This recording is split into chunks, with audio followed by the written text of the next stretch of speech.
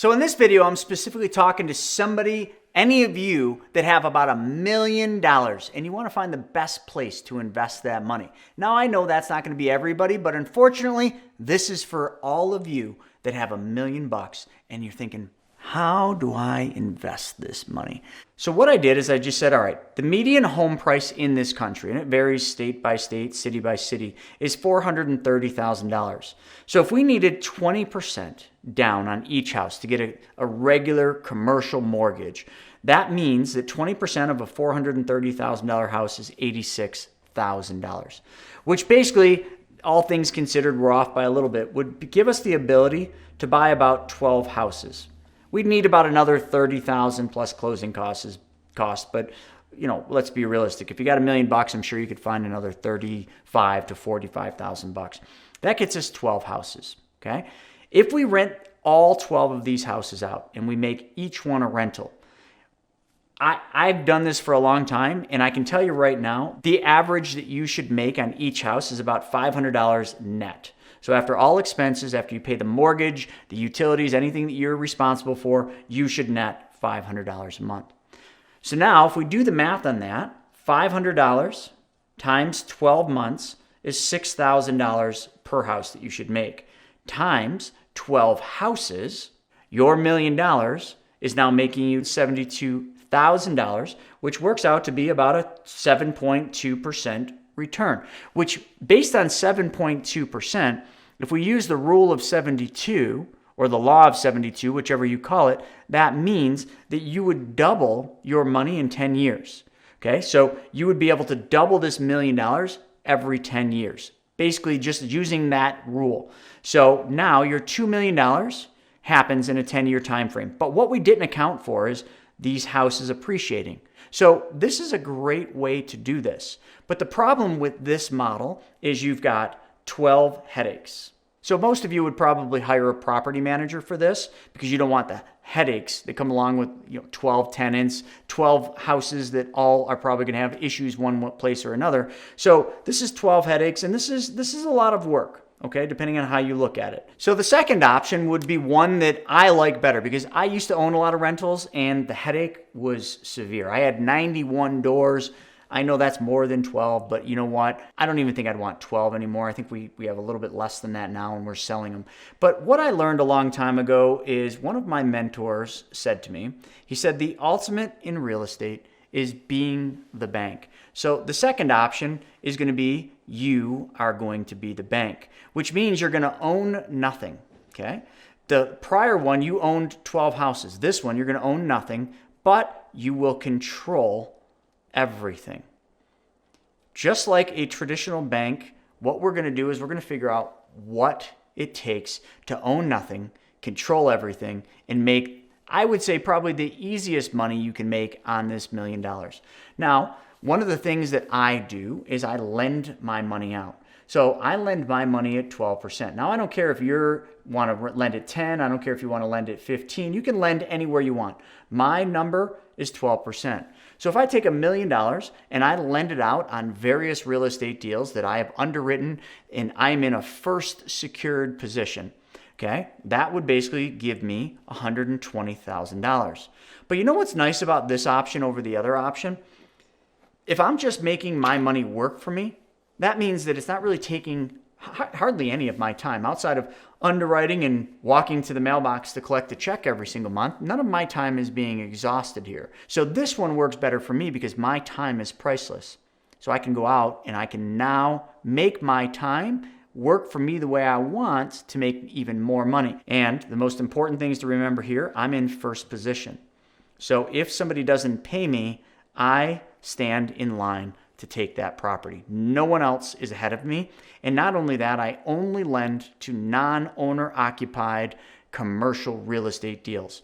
Okay, you can look that up. So how I lend, and I'll just put it right here, I've created a software, okay, called Private Money Club. You all can check it out. You all can use it. It's a membership site. I want you to think of Private Money Club as the ultimate dating site for money. We already established. I'm talking to those of you that have $1 million, and I'm talking to those of you that have $1 million that want to make more money. Surprise, surprise. So Private Money Club was designed for you. It was designed for you to be your own bank. It was designed for you to have one platform where people with money can connect with people that need money. Okay, so you, being a private lender, get to meet all the borrowers that have all the deals and the opportunities, and then you build relationships. The site provides that connection only. We don't underrate your deals. We simply give you the platform, okay, where you can go out, find the deals to be your own bank. So check out Private Money Club, and it might be the best choice for you if you want to make your money work this way. This option right here, to me, is a lot less of a hassle. I already talked about that, okay, but you don't have the hassle that you had with owning it. To me, this is a lot less risk because, again, I don't own anything. So I don't have the risk of lawsuits and everything else, but I control everything. So if something goes bad, I can just go in and I can take whatever the property is that I'm lending on. This option by far is my favorite. But you have to understand that the other option would pay you more. That means you're not valuing your time. So now you've looked at two options. This is number two. First, buying the real estate but leveraging it. So you get 1 million turning into 5 million. Second, you're being the bank, so your money's just working for you. Then you have the ability to go out and work to make more money and do other things that you really love. The third and final thing we're going to talk about is pretty fun, but it takes a unique individual that wants to do this. Let's dive in. So now that takes us to the third and final option. The third and final option is pretty unique. But it takes a unique individual that would want to do this. What I'm talking about is going out there and finding a company to invest in. But not just a company that owns real estate. So all companies that own real estate have one particular thing that they need. They need more money. And guess what you have? You have the money. You have $1 million. So what you're going to do is you're going to take this $1 million and you're going to turn that into a percent of ownership in a company that has an existing portfolio. Okay, well, this is just real estate. You could do a lot of different companies, but we're talking about an existing portfolio of rental properties. And how I would suggest is you want some different kinds of rental properties, okay? So maybe you got some single family homes. Maybe you got a bunch of multifamilies, maybe even mixed use. Maybe you got some storage facilities here, okay? We'll just kind of draw a storage facility where it's just a bunch of rentals. But what I'm trying to explain is we're going to basically take this money and we're going to basically use this money to invest in a business that already owns existing real estate. So the $1 million, depending on the valuation of the real estate, maybe this company has a $20 million valuation with their real estate. You'd have to figure out and negotiate what percentage of ownership is your $1 million going to buy you. You know what I love about this one? This one is going to give you access to a very diverse portfolio of, in most cases, a mature real estate portfolio because it's been around. This company's already managing it. You can go in and you can look at the ownership structure of the company and determine whether these people fit your criteria of people you want to be in business with. And you can be in business as just a silent partner. You don't even need to be involved in day-to-day. You are in control of deciding what your ownership gives you. The other thing that this does is this gives you instant access to income because by putting your money in this existing portfolio, you already know what income it's kicking out. You already know what the other partners are taking, so you can figure out what your income is going to be. Your income could be 10%. Your income might even be like 50% some years. If some of this real estate sold off, you benefit from appreciation that might have taken years. This is a great option for those of you that know how to analyze a business.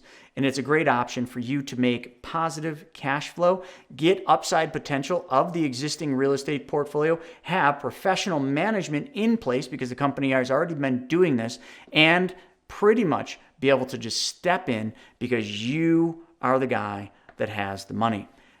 This is the third and final option. So for those of you out there that I was talking to that have $1 million, one of these three options might be a good fit for you. So go out there and take action. Get your money working for you in a positive way. Get your money working for you in a way that you want it to work for you. If you like this video, then check this next video out right here, predicting the future of real estate, because all three of those options really rely on what does the future hold for real estate. So check that video out. And if you like this video, make sure you subscribe to it, like this one, and also click that little alerts button so that you're notified every time we put a new video out. Thanks for joining me. Now go out there and get your money working for you, damn it.